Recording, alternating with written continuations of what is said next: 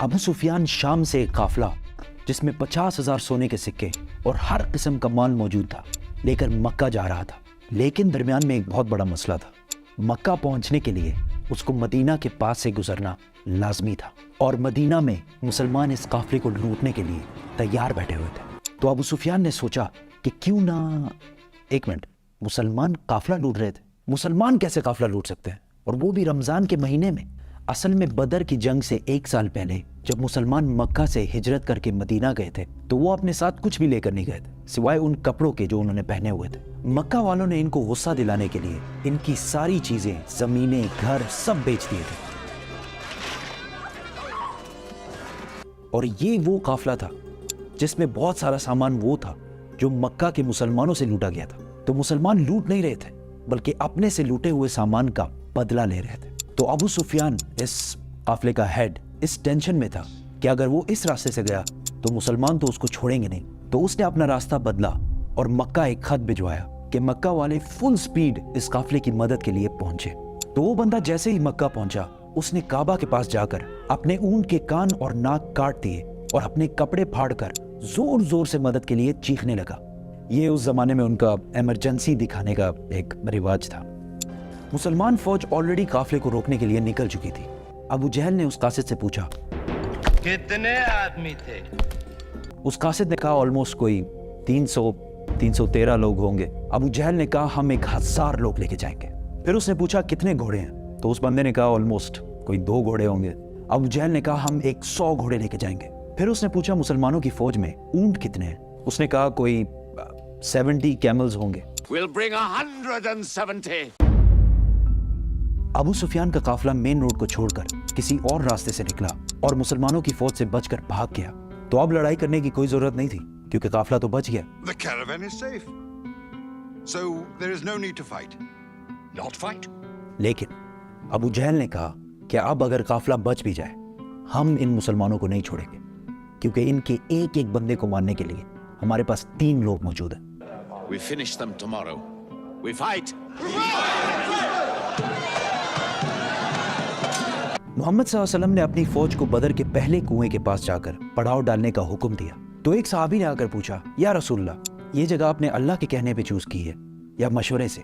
تو آپ صلی اللہ علیہ وسلم نے کہا کہ یہ تو ہم نے مشورے سے چوز کی ہے۔ تو اس نے کہا کہ اگر ہم آگے جا کر پڑاؤ ڈالیں تو وہاں پانی بھی زیادہ ہے اور ہم دشمنوں کو ان کنووں پر قبضہ کرنے سے بھی روک سکیں گے۔ آپ صلی اللہ علیہ وسلم کو اس کا مشورہ بہت پسند آیا اور پوری فوج آدھی رات کو اس جگہ سے اس جگہ پر موو ہوئی۔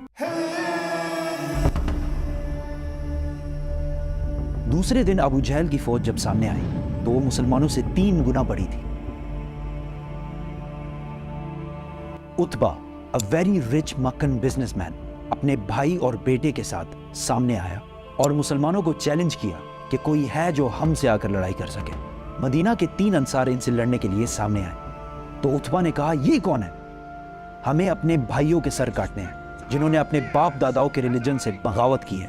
حضرت حمزہ، حضرت عبیدہ اور 24 ایئر اولڈ علی رضی اللہ تعالیٰ عنہ سامنے آئے اور لڑائی شروع ہوئی۔ حضرت عبیدہ زخمی ہوئے لیکن عتبہ، اس کا بھائی اور اس کا بیٹا تینوں مارے گئے۔ عتبہ کا بیٹا حذیفہ جو کہ مسلمانوں کی فوج میں تھا، اس کے سامنے ہی اس کے باپ، بھائی اور چاچا کو مار دیا گیا، لیکن وہ مسلمانوں کی فوج میں ہی رہا۔ مسلمانوں کو پتا تھا کہ دشمن کے مقابلے میں ان کی فوج بہت چھوٹی ہے، تو انہوں نے ڈیفینسو اسٹریٹجی اختیار کی کہ یار ہم تو اپنی جگہ سے نہیں لیں گے، تم لوگ آ کے حملہ کرو۔ اسی کے ساتھ ابو جہل نے فل فلیج حملے کا حکم دیا کیونکہ اس کا خیال تھا کہ 2 منٹ کا کام ہے، بس ختم کر کے نکلتے ہیں یہاں سے، لیکن ایسا نہیں ہوا۔ آہستہ آہستہ ہر ایک مسلمان کے بدلے 5 کافر مرنے لگے۔ کافروں کی فوج پیچھے ہٹی اور ٹینشن میں پڑ گئی کہ یار یہ ہم ان سے 3 گنا زیادہ ہیں اور ہم ان کو ان کی جگہ سے بھی نہیں لا پا رہے۔ مین وائل مسلمانوں نے اپنی صفوں کو بدلا اور فریش لوگوں کو سامنے لا کر کھڑا کر دیا۔ ابو جہل نے دوبارہ فل فلیج حملے کا حکم دیا لیکن پھر وہی ہوا اور کافر فوج پیچھے ہٹنے لگی، لیکن اس بار مسلمانوں نے ان پر حملہ کر دیا اور کافروں کی فوج بدر کو چھوڑ کر ہر طرف بھاگنے لگی۔ ابو جہل مارا گیا۔ مکہ میں سارے جیت کی خبر کا انتظار کر رہے تھے کیونکہ پچھلے 60 سال میں مکہ کے قریش کو کوئی بڑی شکست نہیں ہوئی تھی اور آلموسٹ 65 سال پہلے انہوں نے ابرہہ کے 60,000 فوج کو بھی ہرایا تھا اور اس کی وجہ سے پورا عرب قریش کو اپنا لیڈر مانتا تھا. لیکن اب مکہ کے قریش صرف 313 لوگوں سے ہار گئے تھے. پہلے جو لوگ جنگ سے بھاگ کر مکہ پہنچے تو ان پر کسی نے یقین ہی نہیں کیا کہ ایسا ہو ہی نہیں سکتا کہ ہم جنگ ہار گئے ہوں. لیکن آہستہ آہستہ انہیں سمجھ آنے لگی کہ وہ یہ جنگ اور پورے عرب میں اپنی عزت ہار چکے ہیں. ایک مشہور ویسٹرن ہسٹورین لکھتے ہیں کہ جنگ بدر سے پہلے عرب محمد کو ایک کمزور آدمی سمجھتے تھے جس کو اپنے ہی لوگوں نے نکال دیا تھا اور وہ دوسروں سے مدد مانگتا پھرتا تھا. لیکن جنگ بدر کے بعد محمد ایک بادشاہ اور ملٹری جینیس کے طور پر پورے عرب میں مشہور ہو گیا کیونکہ انہوں نے اپنے سے 3 گنا بڑی فوج کو ہرا کر دکھایا تھا. جیت کی خبر لے کر جب مسلمان مدینہ پہنچے تو ہر طرف خوشی اور سیلیبریشن چل رہی تھی. لیکن جیسے ہی رسول اللہ صلی اللہ علیہ وسلم اپنے گھر میں داخل ہوئے تو ان کو پتہ چلا کہ ان کی بہت ہی پیاری بیٹی رقیہ جس سے وہ بہت پیار کرتے ہیں کچھ ہی دن پہلے فوت ہو چکی ہے.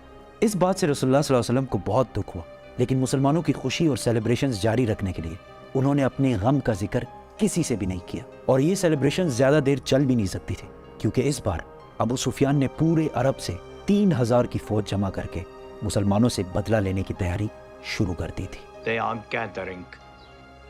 Every young man with a sword is on his way to Mecca.